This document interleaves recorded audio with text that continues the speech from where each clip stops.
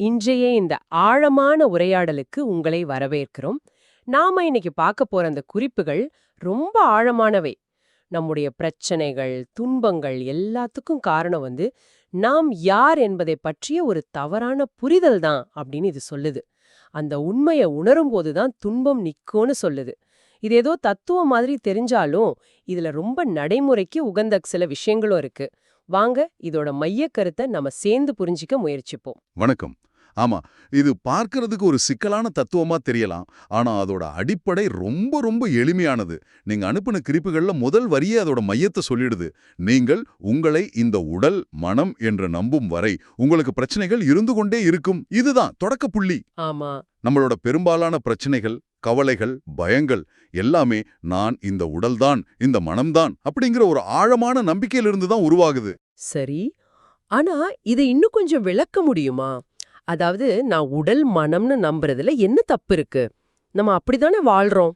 என் பேரு, என் வேலை, என் உணர்வுகள் இதெல்லாம் நான் தானே. ஒரு நல்ல கேள்வி.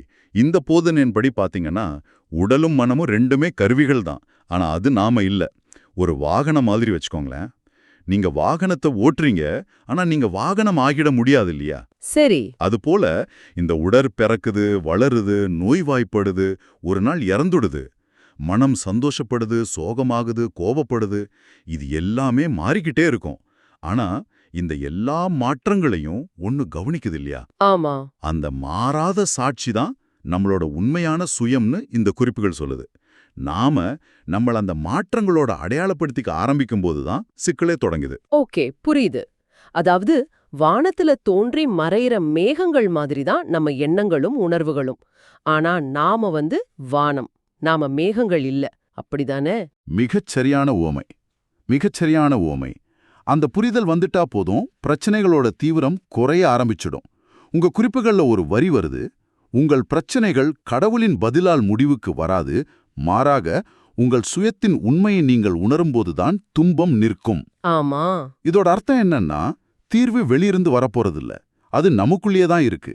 நாம் யார் அப்படிங்கிற உண்மையை உணர்றது தான் ஒரே நிரந்தரமான தீர்வு. இது கேட்க ரொம்ப நல்லா இருக்கு. ஆனா நடைமுறையில எனக்கு ஒரு பிரச்சனை வரும்போது என் மனசு தானாகவே கவலைப்படத் தொடங்குது. அதை எப்படி நிறுத்துறது? உங்க குறிப்புல உங்கள் எண்ணங்கள் உங்கள் மூக்கை கடந்து செல்ல நீங்கள் அனுமதிக்கிறீர்கள் அப்படின்னு ஒரு வரி வருது.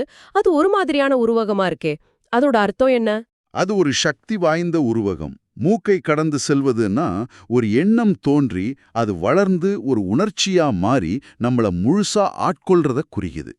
உதாரணத்துக்கு, லேசா ஒரு அவமான உணர்வு தோணுதுன்னு வச்சுப்போம். அது வெறும் ஒரு எண்ணம். சரி. அதை நாம பிடிச்சுக்கிட்டு, என்ன ஏன் இப்படி சொன்னாங்க, எனக்கு மதிப்பில்லையா அப்படின்னு ஆராய ஆரம்பிச்சா, அந்த சின்ன எண்ணம் ஒரு பெரிய கோபமாவோ துக்கமாவோ மாறி நம்ம நாள் முழுசையும் பாழாக்கிடும். அதுதான் மூக்கை கடந்து செல்வது. அப்போ அந்த எண்ணம் தோன்றப்பவே அதை பிடிச்சிடணும்னு சொல்றீங்களா? ஆமா, கரெக்ட். அந்த எண்ணம் யாருக்கு வருது? எனக்கு.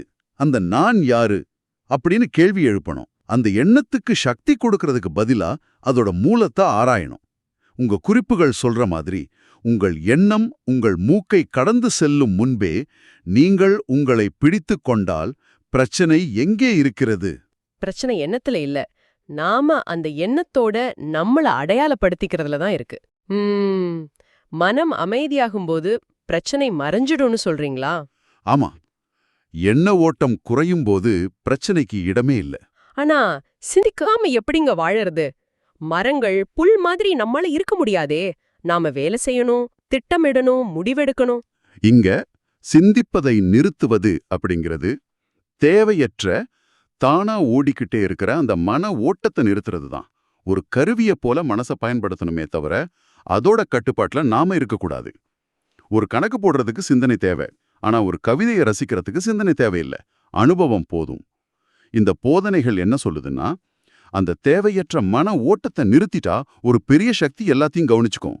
ஆனா நாம நான் இந்த உடல் அப்படின்னு நினைக்கிற வரைக்கும் எல்லா பொறுப்பையும் நாம தான் சுமக்க வேண்டியிருக்கும். இந்த உரையாடலோட மையப்புள்ளியே அந்த நான்கிற வார்த்தை தான் நினைக்கிறேன். குறிப்புகள்ல நீங்கள் நான் என்ற வார்த்தையை தவறாக புரிந்து கொண்டதால் அதை நான் என்று அழைக்கிறீர்கள். நீங்கள் நான் என்பதை உடலுடன் அடையாளப்படுத்துகிறீர்கள்னு வருது. அப்போ உண்மையான நான் எது, பொய்யான நான் எது?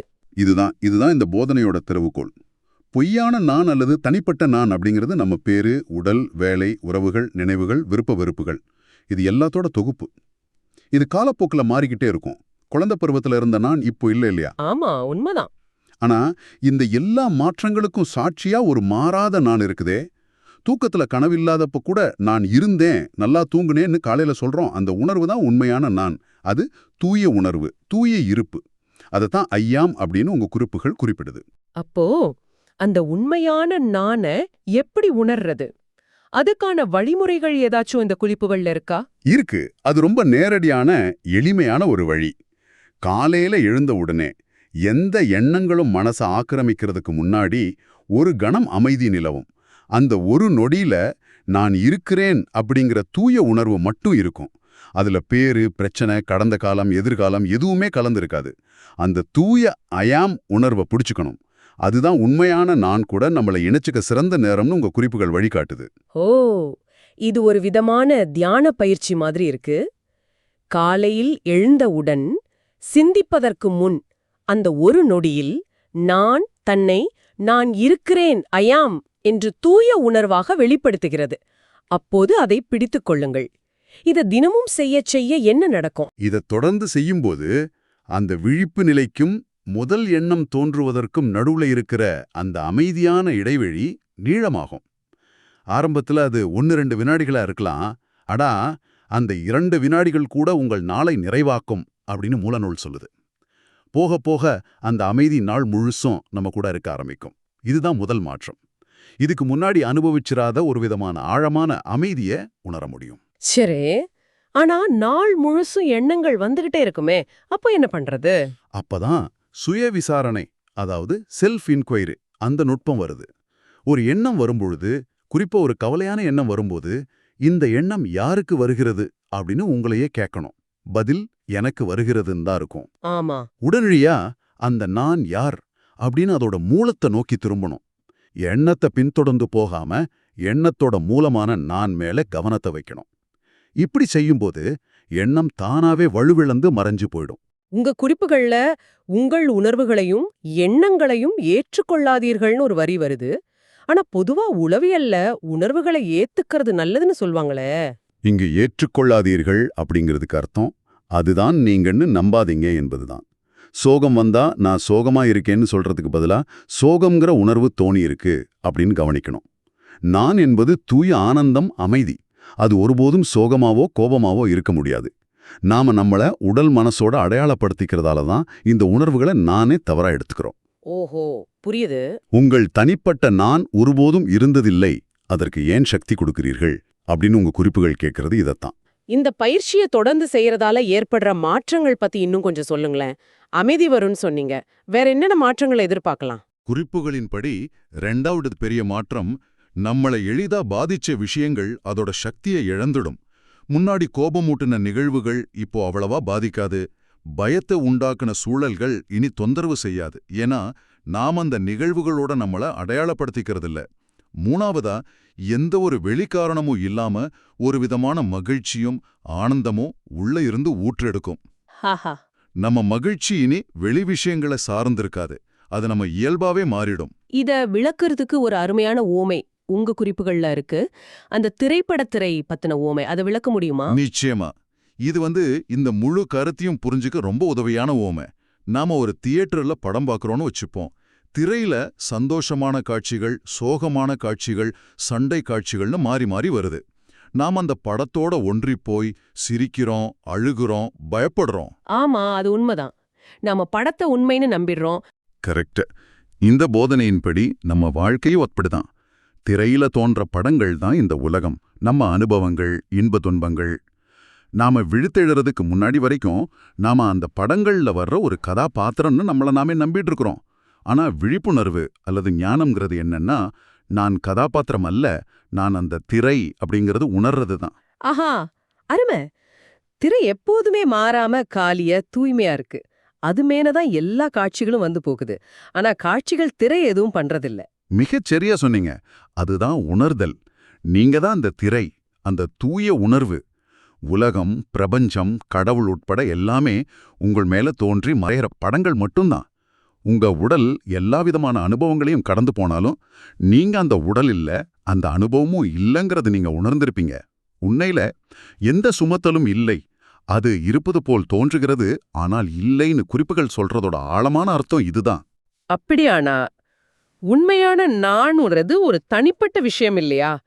அது பிரபஞ்சம் தழுவியதா? ஆமா, அதுதான் இறுதி புரிதல். நாம நான்னு நினைக்கிற இந்த சின்ன வட்டம் உடலோடு முடிஞ்சிடுது. ஆனா உண்மையான நான் அல்லது சுயம் என்பது எல்லைகளற்றது. அது தூய அறிவு, முழுமையான யதார்த்தம். அதுதான் பிரபஞ்சம் முழுசும் வியாபிச்சிருக்கு. நீங்க, நான், இந்த பிரபஞ்சத்துல இருக்கிற எல்லாமே அந்த ஒரே சுயத்தோட வெளிப்பாடுகள் தான். இவை அனைத்தும் சுயம்தான், நான் அதுவாக இருக்கிறேன் என்ற வரி இந்த உச்சகட்ட உண்மையை தான் சொல்லுது. இது ரொம்ப ஆழமான ஒரு சிந்தனை. நம்மள நாமே ஒரு தனி நபரா பாக்குறதுல இருந்து பிரபஞ்சத்தோட உணர்வா பாக்குறது ஒரு மிகப்பெரிய கண்ணோட்ட மாற்றம். அதுதான் விடுதலை அல்லது மோட்சம்னு சொல்லப்படுது. நீங்கள் எதனுடன் உங்களை அடையாளப்படுத்திக் கொள்கிறீர்களோ அதுவாகவே நீங்கள் ஆகிறீர்கள். அதனால மாறிக்கிட்டே இருக்கிற உலக விஷயங்களோட உங்களை அடையாளப்படுத்திக்கிறத நிறுத்திட்டு அந்த மாறாத உண்மையான சுயத்தோட உங்களை அடையாளப்படுத்துங்க. காலையில எழுந்ததும் நான் நான் அப்படின்னு உங்களுக்கு நீங்களே சொல்லிக்கிறது அந்த உண்மையை உங்களுக்கு நினைவூட்ட ஒரு எளிய வழி. இந்த உரையாடல் மூலமா பிரச்சனைகளோட மூலம் நம்ம எண்ணங்கள் தான், அந்த எண்ணங்களோட மூலம் நான்கிற தவறான புரிதல் தான். அப்புறம் நான் யார் என்ற கேள்வியின் மூலமா உண்மையான சுயத்தை உணர முடியுங்கிறது ரொம்ப தெளிவா புரியுது. இது கேட்பவர்களுக்கு சிந்திக்கவும் முயற்சி செய்யவும் ஒரு புதிய பாதையை காட்டியிருக்குன்னு நான் நம்புறேன். நிச்சயமா இது அறிவுபூர்வமா புரிஞ்சுக்கிறத விட அனுபவத்துல உணர வேண்டிய ஒண்ணு. ஆழமா மூழ்கி விழித்தெழும்போது எல்லாம் அதுவாகவே இருக்கும். நம்முடைய உண்மையான இயல்பே அமைதியும் ஆனந்தமும்னா அதை தேடி நாம எங்கேயும் அலைய தேவையில்லை. ஏற்கனவே இருக்கிற ஒன்ன மூடி இருக்கிற திரைகளை விளக்கினா போதும். இதுதான் இந்த ஆழமான அலசலோட முக்கிய செய்தின்னு நான் நினைக்கிறேன். இதை எப்படி உங்க வாழ்க்கையில நீங்க இணைச்சு பார்க்கலாம்? அதுதான் உங்களுக்கான இன்றைய சிந்தனை.